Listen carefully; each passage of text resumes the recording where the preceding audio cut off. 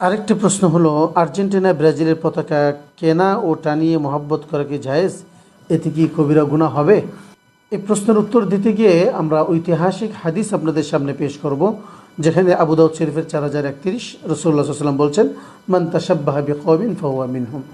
বাংলাদেশে একটা উত্তাল আছে আর্জেন্টিনা বা ব্রাজিল, উভয় দলের পতাকার মধ্যেই, উভয় দলের জার্সির মধ্যেই ইসলাম বিরোধী আকৃতি রয়েছে। ফলে আপনি যদি দেখেন ব্রাজিলের যে পতাকা রয়েছে, আর্জেন্টিনার যে পতাকা রয়েছে, সেই পতাকার মধ্যে একটা মূর্তি রয়েছে।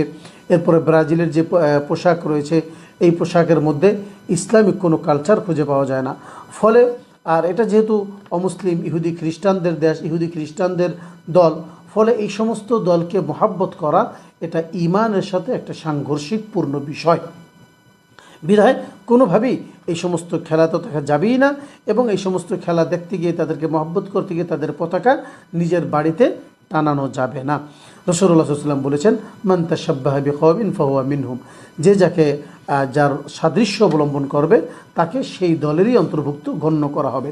এখন আপনি যদি আর্জেন্টিনাকে মহব্বত করেন, ব্রাজিলকে মহব্বত করেন, তাহলে কিয়ামতের দিন আপনাকে ওই আর্জেন্টিনা ব্রাজিলের মতো খ্রিস্টান ধর্মের অনুসারী বলেই আপনাকে বিবেচনা করা হবে। এটা অনেক বড় একটা ক্ষতির কারণ হবে। এছাড়া যদি আমরা দেখি বুখারী শরীফের 6167 নম্বর হাদিস, যেখানে রাসূলুল্লাহ সাল্লাল্লাহু আলাইহি ওয়াসাল্লাম বলেছেন, আল মারউ মা'a মান আহাব্বা।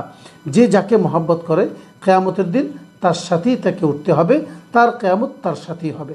সুতরাং কেউ যে ইহুদি খ্রিস্টানদেরকে মহব্বত করে, আর্জেন্টিনা ব্রাজিলকে মহব্বত করা মানেই হলো ইহুদি খ্রিস্টানদেরকে মহব্বত করা।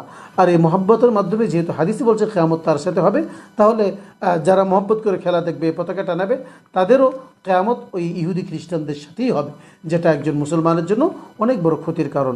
সুতরাং কোনোভাবেই এই কাজটা করা যাবে না।